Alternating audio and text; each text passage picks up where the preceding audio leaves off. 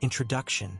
The sun blazed fiercely over the endless golden sands of the Sahara, where a caravan stretched like a shimmering thread into the horizon. Camels groaned beneath the weight of treasures beyond imagining. Gold dust glittered like fallen stars scattered across the desert floor, while silks, rich and vibrant, fluttered softly in the dry wind. At the heart of this procession rode a man whose name echoed like a whispered secret in palaces across 3 continents. Mansa Musa, Emperor of Mali, whose fortune was said to stagger even the wildest dreams. Thousands of miles away, beneath the scorching Italian sun, another ruler commanded a sprawling empire, its vast borders spanning from the storm-battered coasts of Hispania to the shimmering sands of Syria. Augustus Caesar, Rome's first emperor, forged an empire from the ashes of republics and wars, crafting a legacy of law, power, and order that would define the Western world for millennia. 2 men, 2 empires, 2 legacies spun from gold, conquest, and vision. But who wielded the truest power?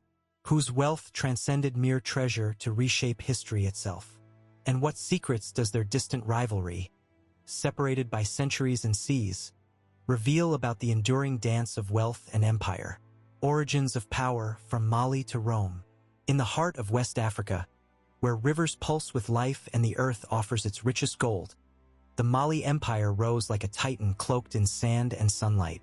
Here, Mansa Musa emerged, not merely as a conqueror but as a master of wealth and faith, wielding the shimmering power of gold that flowed like a living river through his lands.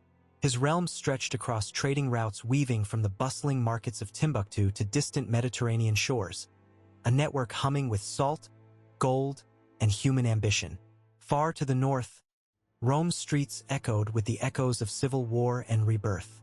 Augustus, once a scion born amid the chaos of a dying republic, seized destiny with iron will.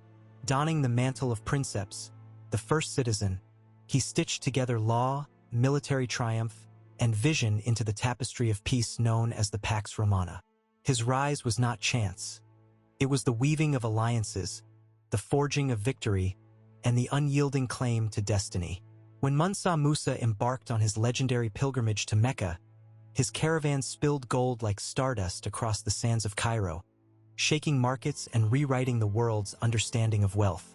Augustus's victory at Actium marked the end of civil war and the dawn of an empire that would shape the Mediterranean's fate for centuries. 2 rulers, worlds apart, yet bound by a hunger to transform origins into immortal authority. One, the keeper of Africa's golden heart; the other, the architect of Mediterranean might. Both whispered beginnings, but their names roared through history. What secret alchemy turns a man into an emperor? What fires forge the soul of empire? Wealth beyond measure, gold, tribute, and economy. Gold, the lifeblood of Mali, shone like the sun caught in the earth's embrace. Mansa Musa's empire was a beacon of wealth, its veins coursing with riches that dazzled the world. His lavish generosity, scattering gold during his pilgrimage, sent ripples through economies, inflating markets and creating legends. Yet, beneath the glitter lay a complex network of trade, tribute, and faith that fueled a prosperous society. Rome's wealth told a different tale. Augustus built an empire sustained not solely by precious metals but by a vast, diversified economy. Conquests delivering slaves and spoils, provinces sending tributes, taxes filling coffers. It was an engine of production, law, and commerce, a relentless force turning land, labor, and loyalty into power. Mansa Musa's gold dazzled. Augustus's empire endured. But can opulence alone crown an empire with lasting power? Or does wealth need a hand steady enough to wield it? Governance and legacy, empire building and administration. Augustus Caesar's Rome was a masterpiece of order forged from chaos. His reforms carved the backbone of a bureaucracy, stretching from the marble forums of Rome to the farthest provinces. The Pax Romana was more than peace. It was an empire built on law, administration, and vision, a legacy of governance that echoed through centuries. Mali, by contrast, was a realm knit together by trade routes, tribal alliances, and faith.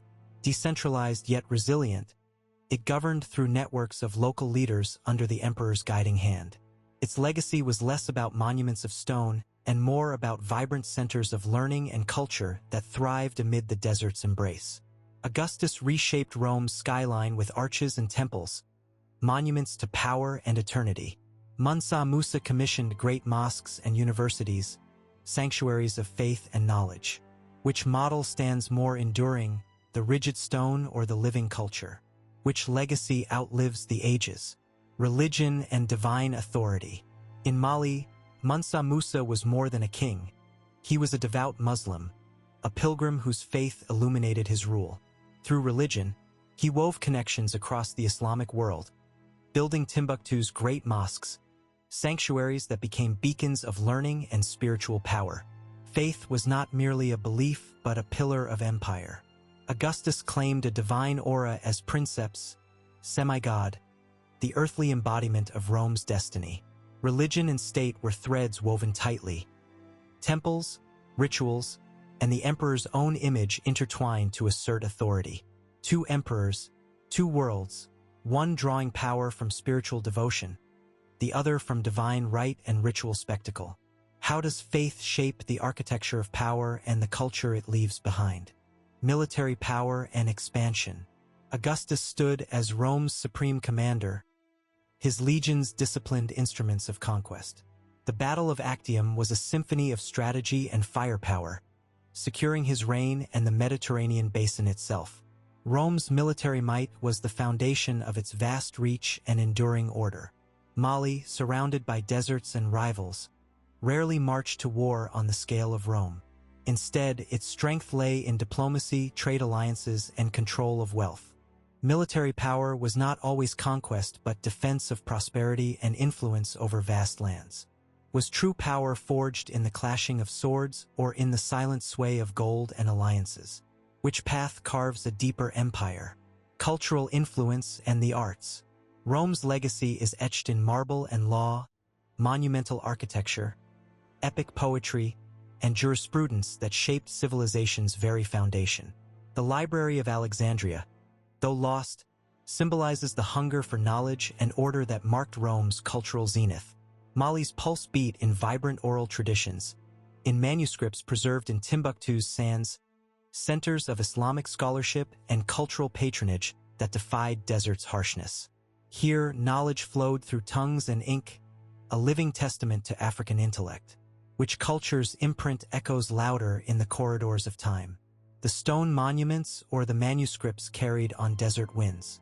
The price of empire, decline, and historical memory. Rome's fall was a slow twilight, barbarian tides, political fractures, and the weight of its own vastness pulling it into history's shadow. Its memory, though monumental, carries echoes of loss and nostalgia. Mali's decline was quieter but no less profound, a gradual fading as trade routes shifted and empires rose. Yet, its riches and stories remained buried beneath the sands, rediscovered by modern explorers and archaeologists.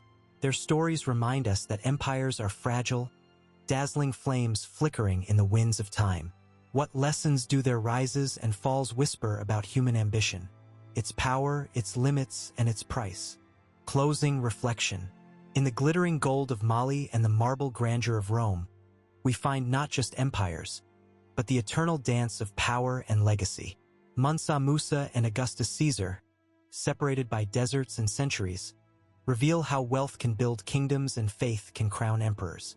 Their stories echo as a timeless testament that the mightiest empires are those who wield not only gold and armies, but vision and culture, shaping the world long after their stones crumble and their riches fade.